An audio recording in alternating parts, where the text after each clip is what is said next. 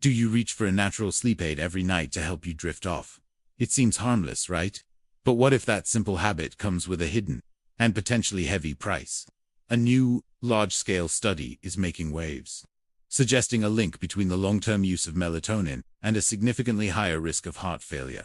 We're not talking a small number here, it's nearly double. Today, we're going to unpack what this study actually means for you and what you need to know before you pop that next pill.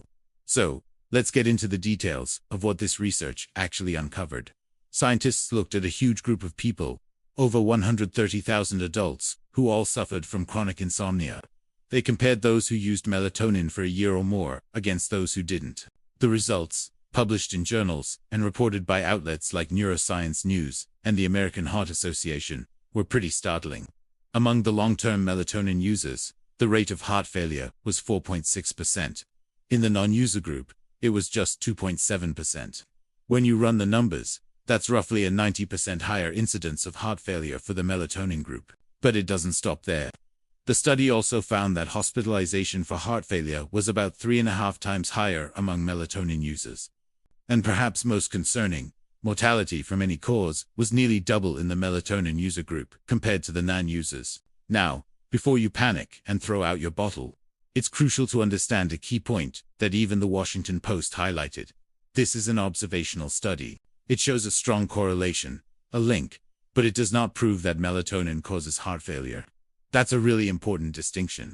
This is all pretty surprising because, for years, melatonin has been seen as this totally safe, benign supplement. You can buy it over the counter in many countries, and it's marketed as a gentle, harmless way to get some sleep. These new findings directly challenge that long-held assumption. If more research validates these results, it could completely change how we think about the natural supplements we often take for granted. But, as with any preliminary research, there are some important caveats to consider. First, everyone in this study had chronic insomnia. And as we know, insomnia itself is an independent risk factor for poor cardiovascular health. So, is it the melatonin, the insomnia, or a combination of both? The study also noted that some melatonin users might have been miscategorized, which could skew the data. The bottom line is, this is an early warning sign. It's an important piece of the puzzle. But more research is definitely needed to confirm these findings and understand the full picture. So, what does this mean for you? Especially if you're someone who uses melatonin regularly. If you've been taking it every night for months, or even years, it might be a good time to pause and reflect. The first, and most important step, is to talk to your doctor. Discuss how long you've been using it, and at what dose. A healthcare professional can help you weigh the potential risks and benefits based on your personal health history. Beyond that, this is a great opportunity to explore the root causes of your sleep problems. Are you dealing with a lot of stress? Is your sleep environment not ideal? Could your evening habits be improved? Instead of relying solely on a pill, you could look into highly effective alternatives like cognitive behavioral therapy for insomnia, or CBTI, which is often called the gold standard for treating sleep issues.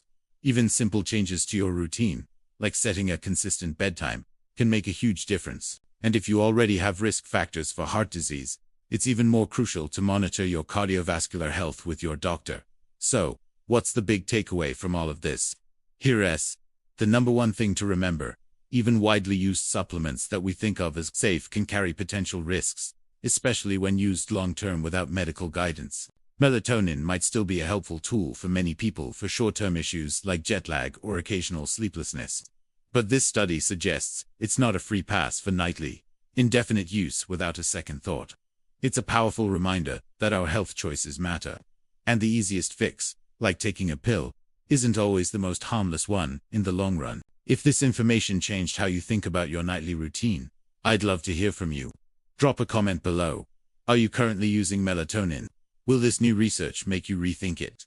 Your experiences are valuable to this conversation. And as always, if you want more science-backed facts that challenge what we assume is safe, make sure you hit that subscribe button and turn on notifications.